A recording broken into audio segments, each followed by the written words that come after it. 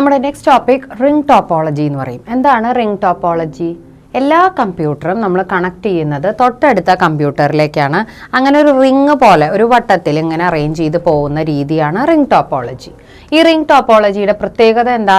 Messages will flow only in one direction. ഒറ്റ ഡയറക്ഷനിൽ മാത്രമാണ് അതിങ്ങനെ മെസ്സേജസ് പോയിക്കൊണ്ടിരിക്കുന്നത്. അപ്പോൾ നമ്മൾ സങ്കല്പിക്കേണ്ടത് ഈ റിംഗ റോസസ് കളിക്കില്ലേ, അതേപോലെ. അതായത് നമ്മളൊരു റിംഗ് പോലെ കണക്ട് ചെയ്തേക്കണു കമ്പ്യൂട്ടറുകളെ, എന്നിട്ട് ഡാറ്റ അതിൽ കൂടെ കടത്തിവിടുന്നു. അഡ്വാൻറ്റേജ് ഈസി ടു ഇൻസ്റ്റാൾ, നമുക്ക് പെട്ടെന്ന് തന്നെ ഇൻസ്റ്റാൾ ചെയ്യാം. ഈസി ടു കോൺഫിഗർ, ഇതിലേക്ക് എത്ര എണ്ണം വേണമെങ്കിൽ ആഡ് ചെയ്യാൻ എളുപ്പമാണ്. Easy to detect a problem, ഏതെങ്കിലും ഒന്ന് കേട് വന്നാൽ പെട്ടെന്ന് നമുക്കത് ഡിറ്റക്ട് ചെയ്യാനും അത് പ്രശ്നം സോൾവ് ചെയ്യാനും എളുപ്പമാണ്.